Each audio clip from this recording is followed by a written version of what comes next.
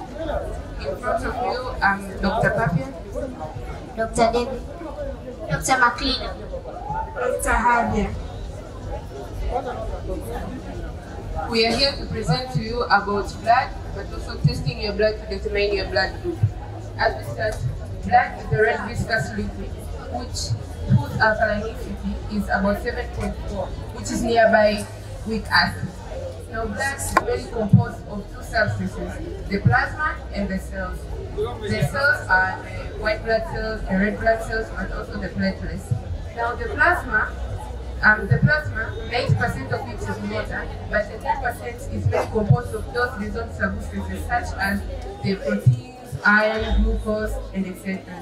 Now, as we start with the cells, we have the red blood cells. The red blood cells are responsible for transportation of materials dissolved in nutrients, but also the waste products around our body.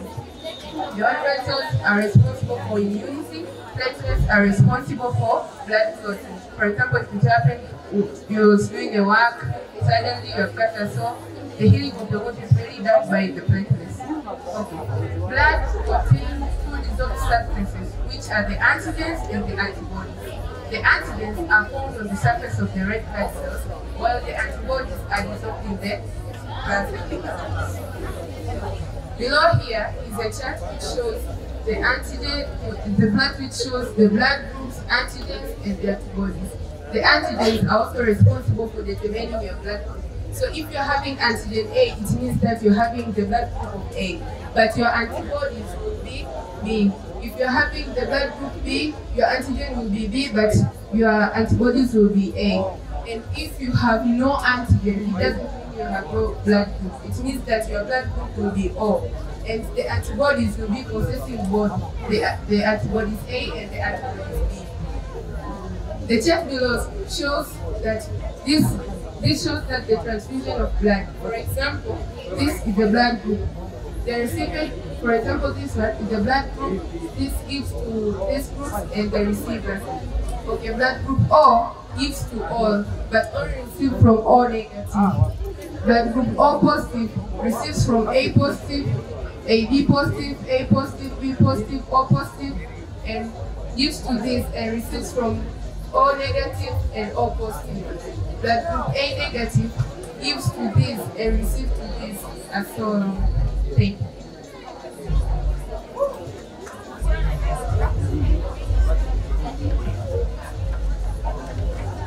Okay, in addition to the protein antigen that is found on the surface of your red blood cells and in your antibodies, there is another protein which is found in the surface of your red blood cells, which is called the rhesus factor.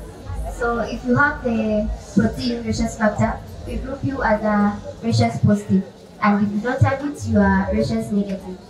And normally, a person who has introduced that if you have antigens A, you cannot have similar antibodies, so you have the opposite, which would be antibodies B. So the same antibodies and antigens can't coexist at once. And this is because if that happens, there's something called agglutination will occur, where the antibodies will attack your cells.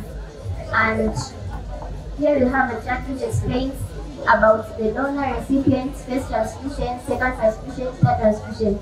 So normally, if you are given maybe you have donated or you have received blood from someone who is not compatible with you, the first transfusion normally does not have much effect, but the second time or the third time when you receive the transfusion again, that's how it becomes more effect. So as we see here, a rhesus positive can only donate to a fellow rhesus positive, while a rhesus negative can donate to both, whether rhesus positive or negative. So as you see here, it's a donor who is rhesus positive has donated to rhesus positive. There is no problem in all transfusions. Then a rhesus positive has donated to rhesus negative, which we say it's impossible. The first transfusion has no problem because the antibodies are not much reproduced, there will be no more much effect. But as we see, the second transfusion is where we start seeing the effect and the subsequent transfusions. Rhesus negative can give to a rhesus negative, there is no effect. Also rhesus negative on the stage can give to a rhesus positive. You can ask yourself, why do we say it's an important thing to know about your blood group? We are going to talk about the importance when it is during blood transfusion, as we have talked about, but also during when a couple wants to decide about getting a child. It's very important that you know your blood group. So for example, this is a father and this is a mother. Our father is homogeneous with rhesus positive and the mother is homogeneous with rhesus negative. If we do the crossing, this gives you, like, you can determine the probability that the child can be which blood group. So as you see, if you do the crossing, there's a probability that you get, this one is a rhesus positive baby, because in the presence of rhesus positive and negative, always the rhesus positive is dominant.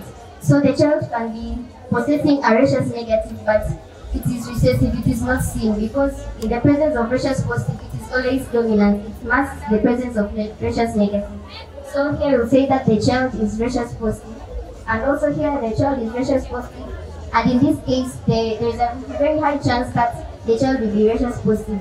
Now the effect comes that when the mother, as we said here, is rhesus negative, then she is carrying a child that is rhesus positive, because you say that they share a placenta. So there are times that the blood of the child might get into contact with the blood circulation of the mother.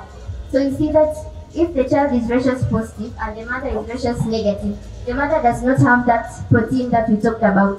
So when the blood gets mixed into her circulation, the body of the mother will respond to it as if it's a pathogen or a bad thing that has entered into her body. So there will be production of antibodies that will respond to destroy the blood cells that have entered.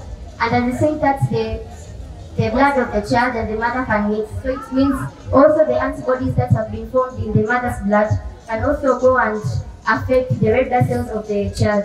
And that is why we can see most times that people get miscarriages. The child dies before birth. And thank you. As the first theory applies, the first child will survive. Yes, it's the same as blood transfusion. The first child is likely to survive because the antibodies are firstly being produced, but when the mother gets subsequent pregnancies, that's where the effect starts to occur. Thank you very much. Thank you. How the agglutination occurs.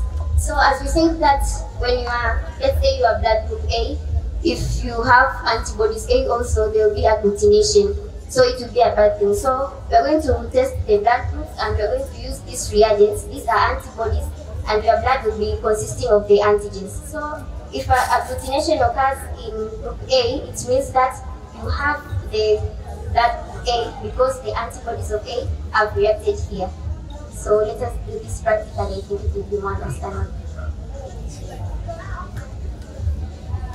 We are going to get the blood.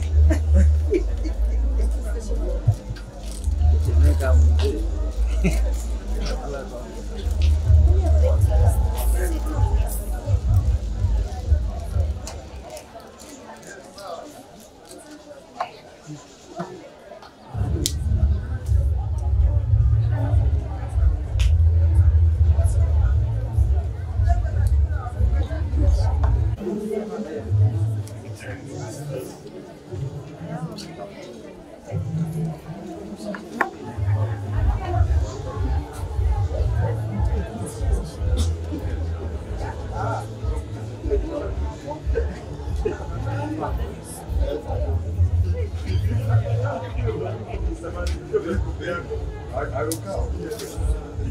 I think I'll be the next one. Yeah. This is the antibody A.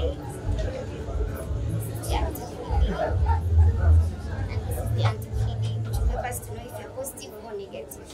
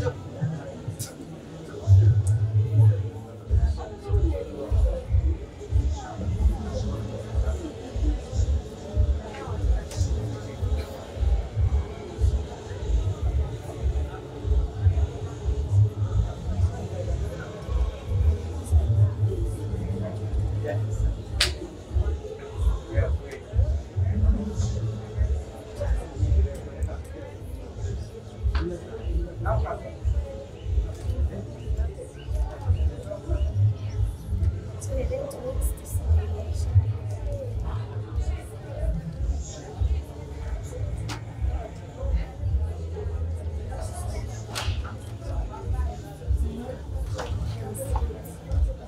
is no agglutination, no loss of attachment as normal. So as you can see in blood group A, there is no agglutination, it has remained as normal, so she is not group A. In group B also there is no any reaction, because if there will be a reaction, there will be like forming of particles. Then we'll test the last one. As you can see here, it has been formed. The particles are more clearly seen.